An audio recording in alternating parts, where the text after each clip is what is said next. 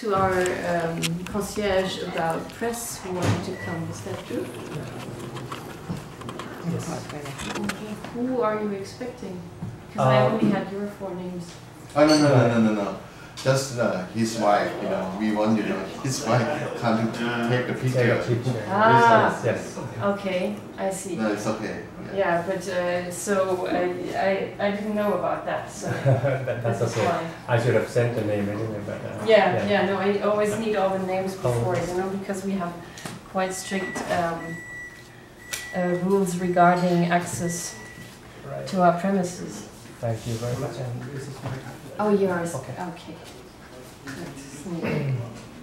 Very nice to meet you. Very nice to meet you too, Julia. So this is the address in front, right? Yes, it is. This is why we thought you were located here. Okay, thank you. Main office. Thank you very much. Okay, and how big is your association? We have a main office here, but our community is most of we living in Los Angeles. Okay. Yeah. And so you have a membership? Yes, we do. There are 3 kinds of memberships: honorary, invited people only, VIP sort of, and then we have normal US-based memberships. These people will be able to vote because we are registered here in the States. Yes. So only residents of the United States can. But nationwide. Nationwide. Okay. Nationwide. And where's your main headquarters for you? It's on Grand Street here in San Francisco. Oh, in San Francisco. Right. Oh, okay, but you have members all over the United States. Correct. Okay. Correct. And how many members do you have? Even in Thailand, we have members. Yeah. The third type is a global membership, so that means everybody around the world. Actually, after this meeting, I'm headed to Europe to expand our networks in all those countries. But your main seat is here. Correct. Okay, so how many members do you have? Over 1,000 here in the States alone. Okay. But globally, I think we have, like for example, we have a YouTube channel that broadcasts news, political news, and issues about human rights. Yeah. We have approximately 120,000 viewers each day. Okay. That is the YouTube channel alone, and then we also have our radio broadcast. And the YouTube channel is made here. It is made produced here. Actually, it's done online. We have guests from all around the world. Okay. So all in Thai, I imagine. Well, some in English. For example, last year we had our representative attend the CICC State Party Assembly. Have you heard of that? No. Actually, CICC is an organization pushing countries around the world to ratify the Rome Statute so that they will be under of course. jurisdiction of the ICC. Yes. Yes. We are we are. It's got a different abbreviation in all languages. Yes. NGO representative for Thailand joining the CICC. So you're promoting ratifying the Rome Statutes. We definitely, and we want Thailand to ratify. Germany does. If you look at the letter, actually, which we will give you later. Actually, here is the introduction to the organization. So Thank you. And one is the letter of introduction, and the other one is actually the letter explaining about the situations in Thailand that has led to our worries. Yes. Right. Okay. All right. Thank you very much. Yeah, Thailand needs to ratify the Rome Statute. There have been far too many massacres in Thailand for us, a country that's small, a country that's supposedly peaceful. There have been so many massacres, and then with the royal amnesty, nobody can say no to it. So amnesty has been granted repeatedly after all massacres. And so you think the royal amnesty has been used too much? Too much. Okay. Too much. And plus now we have learned that certain massacres led by people like the royal army have not been prosecuted.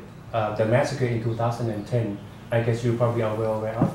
And thanks to your government, and actually you represent very, very well in the EU. And also in the UN security, and that's the reason from time to time, you are the first country that we approach, because we believe in the goodwill that you have. Okay, thank you very much. Right. Very confident. Yeah, we have a very active embassy in Bangkok too, but in general we promote human rights. Yeah, and yeah, we're not always members of the Security Council, of course. We're just non-permanent members. But when we can, of course, also in the General Assembly promote human rights issues. Okay, interesting. So how old is your association? It has been almost 2012. Yeah, it's going to be 2 years. Young, very young. Wow. Very, very young. We're new kids on the block. Yes. 2012. Yeah. June 28th, 2012. So you were the ones who 2 founded years it. exactly. Yeah, it's going to be 2 years or next month. Okay, you are the ones who founded Yes. it. Actually, we are 3 of us were the founders. Yeah. And actually, we have 4 or 5 other colleagues down in Los Angeles. They can't make it. Okay, I see. That's very recent, and you have a lot of members. Yes. Yeah. Okay, and that's the 1,000 members in the United States. See, one of our human rights foundation, we are also NGO of CICC, and we have member 2,500. Oh, CICC is a big organization. I think that we are so lucky to be affiliated with it. It has like 2,500 organizations, NGOs, around the world. So we hope that that kind of networking will help us, gain some sort of voice and authority and power that we need in order to push people in Thailand. You want to push the government to ratify the statute, but you also want to convince the people. In fact, in Thailand, it's a little more complicated than that. You probably are aware that a lot of things cannot be done without the king's endorsement, his signature. And the king himself has all the networks, kind of very strong networks in all spheres. We just send the mail to the king last November. And then it's since now 6-7 months, still no answer. Okay, you sent an email Yes. to them. Okay. Yeah, it's a very old and traditional monarchy. Yeah. I think right now the problem is that the king is at the center of the power, and of course we're not blaming people from one family alone, but his authority, his power spreads through all spheres of the society, all branches of power. And right now, what we see in Thailand is what they call silent coup d'etat. And most of power can do anything, against law, sell drug, it's a business under tax or whatever, any on kind of make social, in Thailand lose atmosphere, and people there, is nonsense to accept this, because it's Thai people get like a brainwash. You see, blind loyalty to the monarchy, and that has caused a problem. Anybody carrying yellow flag or the symbol of the monarch, the Thai monarch, would be able to do things. We love our father, so we could do anything. The other guys are wrong. The other guys are bad. If you look at the PDRC, the People's Democracy Reform Committee, they claim to represent the majority of the people, but in fact they are the minority elites. And that's a party?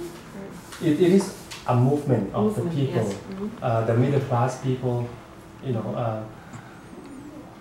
They have the court behind them. They have the army alongside with them. They have money from the big capitalists in the country. So when they all orchestrate their efforts together, you definitely can see that they can do anything. They can have guards, armed guards, all over the capital city, threatening people, beating up people, even killing people, shooting at people. One of the army generals has just been shot at. The reason was that he was driving back to his residence, and he found the traffic, cone, traffic cone, used by the guards. So he came down to remove it, and he got shot at. He almost got killed.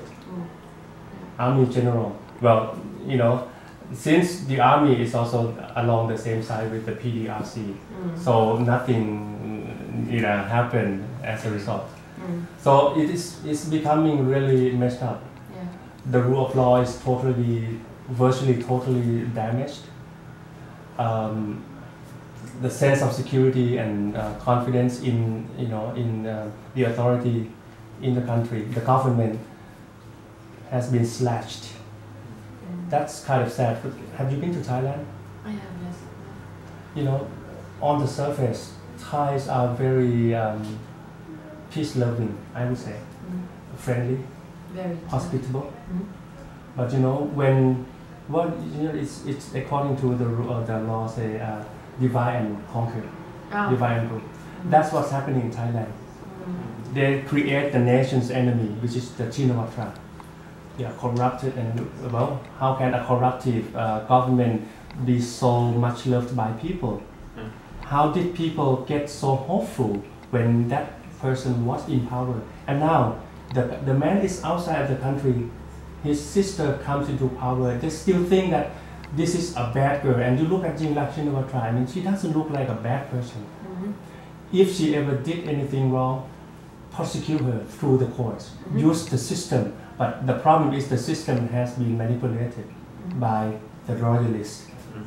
So, you can't really rely on anything. The reason we are here is really, we want powerful countries like Germany, the United States, China, to really look into Thailand and see its potential in contributing to the world.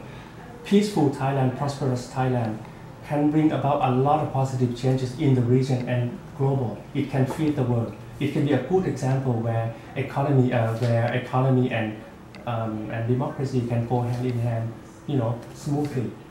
Now people are ready for changes, but the elites do not want to let go, especially the king.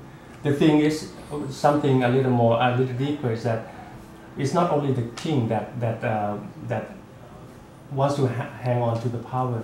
It is the capitalists, the army, the elites, all the people who can benefit from the old system, even justice.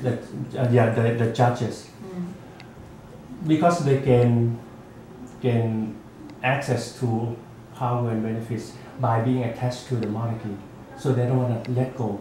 And the Thai king is the #1 richest royal family in the world. So the people who take care of the assets, for sure, they don't want to let go. And the thing is, the princess and the prince are almost eligible for becoming the next king. The old establishments want to support the girl, the princess. Now, but by law, it has to be the prince. So that's why now they want to really seize the cabinet. They forced the lower House of Representatives out. Yingluck had to resign, and now she can't even be an interim government prime minister. She has been forced out by the judge, by the judicial body. Do you support in this? We stand firm in the middle. We are politically non-partisan. The way we say now may seem like we are sided with the current government, but no. Actually, here's the word that I would like to get out there. We want Thai political, follow, like a international, like a German, America, follow everything like copy. We don't want, some kind of old-fashioned, like a monarchy, you have to respect, stay under the feet, We want to sit the same level. We want to know, like you and me, Equality. Same level. Equality. Actually, we would like to see Thailand implement all the democratic principles. Right now, for example, the PDRC, the elites say, well, the country cannot have an election, because then there's fraud in the election. So we get all these bad politicians. Now, then how can you know, who should be in the position without an election, right? So they claim that, okay, election is not the only means. Yes, of course, yes. But if you don't have an election, you don't have democracy. That's one of the things. Because election is the best tool in determining where the wills of the people are, right? And they forget all about other principles. For example, popular sovereignty. Without election, and if you don't respect the election results, how can you implement popular sovereignty? Because actually it's the people's will that is supreme above all, right? So that's the conflict in the way that people put forward their agendas. But we know that Thailand needs to enforce all the democratic principles, and they need to be pressured.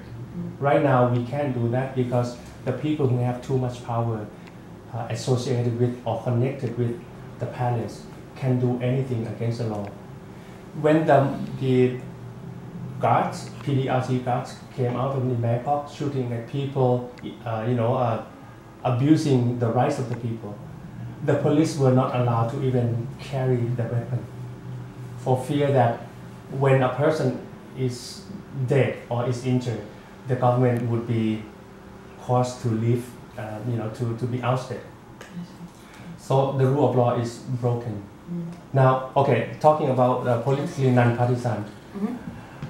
In Thailand, right now, it's the game of red shirts and yellow shirts.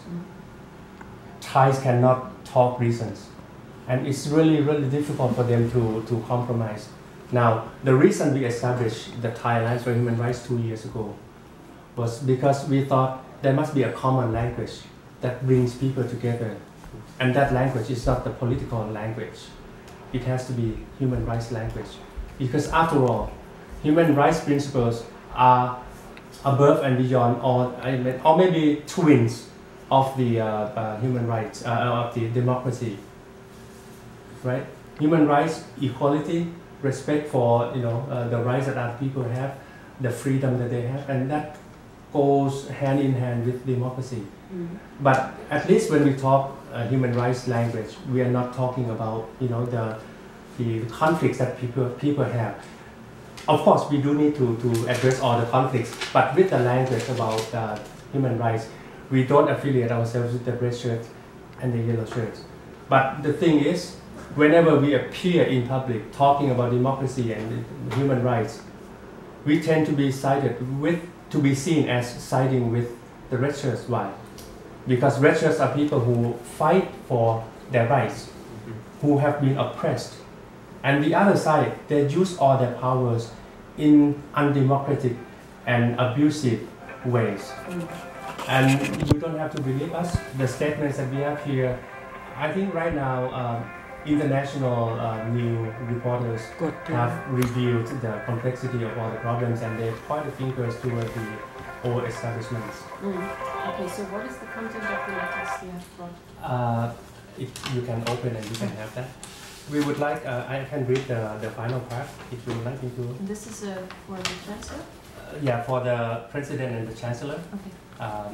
I guess you're going to have to send electronic copy, right? Yes, anyway. But I can scan it. So, but if you have the file, that would be nice too. You can send it to me after. Yes.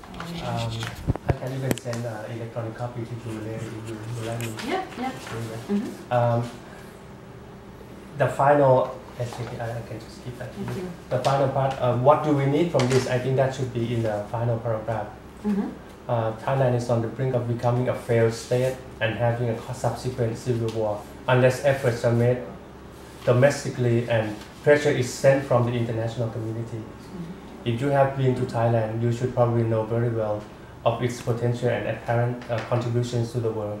Please help us pressure all concerned parties so that they pursue peace, democracy, respect for human rights using only democratic, non-violence, and constructive means. Importantly, Thais must return to the election booths and use this part of the democratic elements as a temporary solution before dialogues, reform efforts, and other civil acts can ensue on the path away from the tragedies. We urge you to do whatever you can now to help push Thailand in the right direction by sending democratic signals to all who are trying to suppress the growth of the people and their freedom. Please keep reviewing updates about Thailand that will soon be published and maintained regularly at our website, and I give the link. Oh yes. So, Okay. so that you can decide. I try to be neutral, broadcasting information from both sides. But since we are pro-democracy, so we're not really politically partisan, naively partisan, non-partisan. We are pro-democracy, so we make that very clear too. Okay. Well, we will convey this message to the Chancellor and to the President. Thank you so much. And this is the letter of introduction, the same copy as what you have. Oh, same. Yeah, Okay. yeah. All right. So one is for the President and one is for the Chancellor. I see. Pass that to the consul so that we can take a picture. Okay. That's the letter, yeah, so that we can have that sort of publicity as well. Should it be a picture? Okay, could you please read?